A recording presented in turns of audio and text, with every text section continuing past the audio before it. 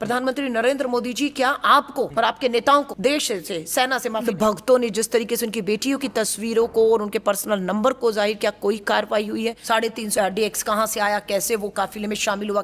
तो हमारे साथ इस वक्त बातचीत करने के लिए है कांग्रेस पार्टी की बुलंद आवाज़। और आज अलका लांबा जी की तरफ से एक प्रेस कॉन्फ्रेंस की गई और बीजेपी के तमाम नेताओं को टारगेट पर लिया गया जिन्होंने सेना का अपमान किया है या फिर ऑपरेशन सिंदूर के बाद विवादित बयान दिया है। मैम, अशोका यूनिवर्सिटी के जो प्रोफेसर हैं उन्हें, वो अभी भी जेल में बंद हैं, उनके खिलाफ SIT का गठन कर दिया गया है और हरियाणा का जो वुमेन कमीशन है वो भी लगातार उन पर सवाल खड़े कर रहा है। वहीं बीजेपी के नेता की बात करें, मध्य प्रदेश के नेताओं की बात करें, वो खुले घूम रहे हैं, अभी आज़ाद हैं। इस पर आप क्या कहना चाहेंगे? यही से तो पता लगता है कि इस देश में समानता नहीं है, भेदभाव है। और भाजपा के लिए महिलाएं सबसे सॉफ्ट टारगेट है, सबसे सॉफ्ट टारगेट। आप देख लीजिए, रामचंद्र जागड़ा ने किस पे बयान दिया? शहीद की माँ, बहन, बेटी, पत्नी के ऊपर उन्हें एक तरीके से कायर कहा कि हिम्मत नहीं थी, साहस नहीं था, जोश नहीं था, जज्बा नहीं था, निहत्थी थी तो क्या हुआ? आतंकियों का, जिसके हाथ में AK-47 पता नहीं कौन से हथियार थे, उनका सामना करना चाहिए था। यह अपमान है या नहीं है? विजय शाह कहते हैं कि प्रधानमंत्री मोदी जी पाकिस्तानी आतंकियों को नंगा नहीं कर सकते थे, इसलिए उन्हीं की बहन और बेटी को आगे करके उनको नंगा करवाया। कर्नल सोफिया कुरैशी का अपमान करते हैं। इन्हीं के मंत्री जो है उप मुख्यमंत्री जगदीश देवड़ा मध्य प्रदेश में, वो यहाँ इस निचले स्तर पर प्रधानमंत्री मोदी जी को श्रेय देने पर उतर आए कि यहाँ तक कह रहे हैं कि सेना प्रधानमंत्री जी के शौर्य और पराक्रम साहस के सामने नतमस्तक है। सेना नतमस्तक है, ये अपमान हो रहा है। आप देखिए, शहीद की पत्नी है हिमांशी लेफ्टिनेंट विनय नरवाल, जो नेवी ऑफिसर थे, उनको किस तरीके से सोशल मीडिया पे ट्रोल, अपमानित और किया गया है। कोई कार्रवाई राष्ट्रीय महिला आयोग या हरियाणा महिला आयोग ने की, हम पूछना चाहते हैं। हमारे जो विदेश सचिव विक्रम मिस्त्री जी के लिए राइट विंग ट्रोल, अंध भक्तों ने जिस तरीके से उनकी बेटियों की तस्वीरों को और उनके पर्सनल नंबर को जाहिर, क्या कोई कार्रवाई हुई है? तो ये दिखाता है कि इस पार्टी हो या इसके महिला आयोग हो, इसमें पूरी तरह से भेदभाव है, निष्पक्षता नहीं है। आप धर्म देखकर, अशोका यूनिवर्सिटी के, मैं यही दोबारा कहूंगी, आतंकियों ने, पाकिस्तान से आए आतंकियों ने धर्म पूछकर गोली मारी। आप धर्म पूछकर कार्रवाई मत करिए, आप कानून को आगे रखिए। जिस कानून के तहत अशोका यूनिवर्सिटी के प्रोफेसर का अरेस्ट हुआ है, कानूनी कार्रवाई चल रही है, उसी कानून के तहत रामचंद्र, भाजपा के सांसद हरियाणा से, विजय शाह उप मुख्यमंत्री मध्य प्रदेश में, जगदीश देवड़ा उप मुख्यमंत्री पर कार्रवाई क्यों नहीं होनी चाहिए? नैतिकता कहाँ है? अब ये कानून तो अपना काम कर रहा है। हम धन्यवाद करते हैं सुप्रीम कोर्ट, हाई कोर्ट का कि विजय शाह पर SIT गठन की और इसी महीने रिपोर्ट आनी है। लेकिन ये तो कानून है, नैतिकता क्या कहती है? प्रधानमंत्री नरेंद्र मोदी जी क्या आपको और आपके नेताओं को देश से, सेना से माफी नहीं मांगनी चाहिए थी? नंबर 1, माफी मांगिए। नंबर 2, इन्हें पार्टी से बर्खास्त करिए, तीनों नेताओं को। 3, इन्हें इनके मंत्री पद से तुरंत हटाइए। जो काम आपने नैतिकता के आधार पर करना चाहिए था, अपना राज धर्म निभाना चाहिए था, आप नहीं कर रहे। हम उम्मीद करते हैं कि आप सर्वदलीय बैठक अब बुलाएं और उसका नेतृत्व, उसकी अध्यक्षता आप करें। प्रधानमंत्री जी, डरिए मत, भागिए मत। हम प्रधानमंत्री जी से उम्मीद करते हैं कि राहुल गांधी जी जो हैं वो एक नहीं 2 बार इस हमले के बाद जम्मू कश्मीर गए हैं, पुंछ गए हैं, घायलों से, शहीदों से मिले हैं, उनकी पीड़ा, उनके दर्द, बहुत से लोकतंत्र में सवाल हैं। आप लोकसभा का सत्र बुलाने से क्यों डर रहे हैं? जब आपने विदेशी धरती पर, विदेशों में ऑपरेशन सिंदूर की सच्चाई और हमारा जो पाकिस्तान आतंकी देश है उसको बेनकाब करने के लिए हमारे नेताओं के नाम मांगे, हमने दिए और आज विदेशी धरती पर वो बात कर रहे हैं। लेकिन वही देश के लोग वही संसद सत्र बुलाकर बात करना चाहते, तो आप भाग क्यों रहे हैं?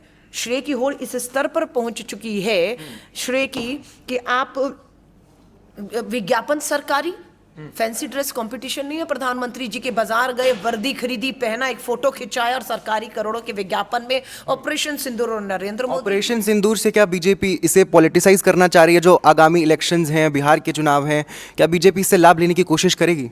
ये पहली बार थोड़ी ना है। आपको पुलवामा याद है ना? 350 किलो RDX कहाँ से आया, कैसे वो काफिले में शामिल हुआ, कैसे हमारे 40 शहीद हो गए जवान, है ना? वो आतंकी पूरा एक संगठन आज भी फल फूल रहा है ना? प्रधानमंत्री जी से हम वही आपसे कह रहे हैं, श्रेय तो लिया ना उन्होंने। 18 साल का मतदाता, प्रधानमंत्री मोदी जी ने बोला था नहीं 19 के चुनाव में जो है कि पुलवामा के हमले के बाद जो चुनाव हुए कि 18 साल का मतदाता पुलवामा में शहीद हुए जवानों के नाम पर मुझे ये वोट दे, कहा था। ये शर्मनाक राजनीति तो भाजपा करती आई आई और अब भी कर रही है, करेगी नहीं, राजनीतिकरण कर रही है और उसका लाभ लेने की, शहीदों के शवों पर लाभ लेने का कहते हैं गीदड़ों की तरह इन्होंने। अलका जी, राहुल गांधी कल पुंछ गए और राहुल गांधी ने सवाल भी पूछा सरकार से कि आप बताइए कि भारत के कितने एयरक्राफ्ट्स गिराए गए जब भारत और पाकिस्तान ने रिटालिएट किया। ऐसे में भाजपा ये कह रही है कि राहुल गांधी जो है वो पाकिस्तान का साथ दे रहे हैं या फिर कहा जा रहा है कि पाकिस्तान की बोली बोल रहे हैं। इस पर आपकी क्या प्रतिक्रिया है? कांग्रेस पार्टी का क्या पक्ष है? भाजपा है ना, हर चुनाव में पाकिस्तान और ये वो लाती है, ये कोई नई बात नहीं है उनके लिए। इसी देश में बैठे हो ना, आपकी सरकार है ना, कभी कुछ साबित कर पाए कि हमारे लिंक पाकिस्तान, उसकी सरकार या उनके आतंकी संगठनों से हम उनकी भाषा बोल रहे हैं, है ना? कोई कुछ आप साबित तो करिए, लेकिन आप सिर्फ अपनी नाकामी विफलताओं से, ये जो चूक हुई पहलगांव में, पुलवामा में, ये सरकारी चूक की वजह से हुई। आपने सुरक्षा हटाने का आदेश आपने दिया और आपने हटाई हुई थी, इसका कोई आपके पास जवाब नहीं है आज भी, है ना? और आप हमेशा राहुल गांधी जी पाकिस्तान की भाषा बोल रहे हैं, नहीं बोल रहे, तो संसद सत्र बुलाइए ना, चर्चा होगी सर्वदलीय बैठक से। तो आप भाग रहे हैं, हम तो ना भाग रहे हैं। कांग्रेस कहाँ भाग रही है? कांग्रेस तो आपको बोल रही है कि आप बुलाइए इन सब चीज़ों को। और आप जो कह रहे हैं रॉकेट गिराए कितने, राहुल जी पूछ रहे हैं, ये सवाल कब पूछा राहुल गांधी जी ने? जब देश के विदेश मंत्री जयशंकर ने इस बात को कहा, और वो बात सबने सुनी, आज भी रिकॉर्ड में उन्होंने खुद कहा, इस हमले से पहले हमने सबसे पहले पाकिस्तानी सेना को कह दिया था, बता दिया था कि हम आपके आतंकी ठिकानों को निशाना बनाएंगे। इसके बाद राहुल गांधी जी ने ये पूछते हैं कि जयशंकर जी और सरकार, मोदी जी बताइए कि हमारे हमलों से पहले जानकारी आपने पाकिस्तान को दे दी थी, तो हमारे कितने हमले पाकिस्तान की सूचना पहले मिलने से उन्होंने फेल कर दी और कितने हमारे। इसमें ये तो साफ है कि अगर आपने जानकारी दी, उसका नुकसान हमें हुआ होगा और उसका फायदा पाकिस्तान ने उठाया होगा। तो पाकिस्तान का साथ तो आप लोग दे रहे हैं, है ना?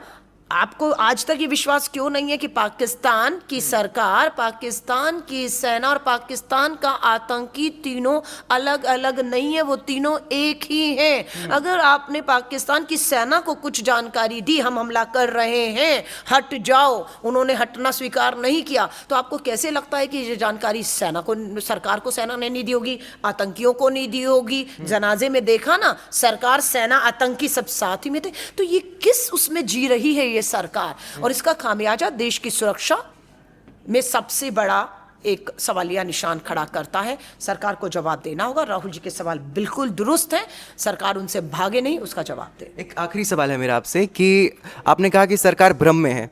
ऐसे में कांग्रेस पार्टी, माफ़ कीजिए, बीजेपी जो है वो अपने बीजेपी के अंदर से हमेशा खबरें आती है कि जब कोई नेता उनका विवादित बयान दे देता है तो ऊपर से कॉल आता है, आला कमान कॉल करता है और कहता है कि भैया ऐसे बयान मत दीजिए, पार्टी की छवि को इससे खतरा है। और अक्सर पार्टी के भीतर इसकी चर्चाएं होती है, बीजेपी अपने आप को अलग कर लेती है ऐसे बयानों से। तो ऐसे में जब मध्य प्रदेश के डिप्टी सीएम का जिक्र कर लीजिए, मंत्री का जिक्र कर लीजिए, और हरियाणा के जो अभी हाल ही में मंत्री का बयान आया है, नेता का बयान आया है, तो आपको क्या लगता है कि बीजेपी कितनी ज़्यादा स्वतंत्रता दे देती है अपने नेताओं को? क्या लगाम नहीं लगाती है बीजेपी अपने नेताओं पर, जिस वजह से वो इस तरीके के बयान दे देते हैं बिना सोचे समझे? देखिए, बीजेपी बदजुबान पार्टी है, इसके नेता बदजुबानी करते हैं और ये आदेश ऊपर से होता है, ऊपर से होता है ये आदेश इन्हें।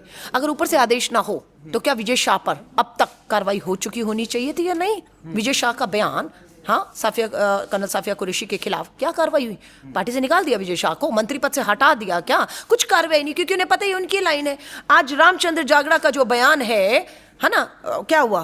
कुछ हुआ है ना? बहुत ज्यादा दबाव आएगा तो माफी मंगवा दीजिए और खत्म करिए काम, बस इससे ज्यादा कुछ नहीं, है ना? इससे ज्यादा कुछ नहीं कहेंगे, माफी वीर बनकर आगे आ जाते हैं। सुप्रीम कोर्ट ने कह दिया, विजय शाह की माफी मगरमच्छ के आंसू हैं। मगरमच्छ के, कितनी बड़ा बयान है ये, हम तो नहीं कह रहे, सुप्रीम कोर्ट कह रहे मगरमच्छ के आंसू हैं और ये माफी बिल्कुल स्वीकार नहीं है। लेकिन भाजपा माफिया स्वीकार करती है। रामचंद्र हो, विजय हो, जगदीश हो, या अपमान करने वाले सोशल मीडिया पर, है ना, vomica Singh, wing commander vomica Singh का अपमान हो, हमारे विदेश सचिव विक्रम मिस्री की बेटियों को जिस तरह से अपमानित करने की बात है, हिमांशी जो हमारी शहीद की पत्नी है उनको अपमानित कर, क्या कार्रवाई हुई? सोशल मीडिया पर वो ट्रोल्स जो हैं, उनके नाम नंबर हैं, उनको उनको फॉलो प्रधानमंत्री जी भाजपा करती है, कहाँ है राष्ट्रीय महिला आयोग, क्यों कार्रवाई नहीं हो तो रही? आप ये कह रही हैं कि बीजेपी के जो ऊपर के नेता हैं वो कह बीजेपी के आदेश से होता है, बीजेपी का इनको पूरा सपोर्ट मिलता है और ये सोची समझी साजिश के तहत होता है। मेन मुद्दों से भटका कर एक दो नेता पर ध्यान ले जाना, ये मोदी जी से ध्यान भटकाने के लिए अपने छुटपइये दो बड़े नेता को बदजुबानी करने के लिए बोलते हैं। और महिलाएं इनके लिए सॉफ्ट टारगेट है,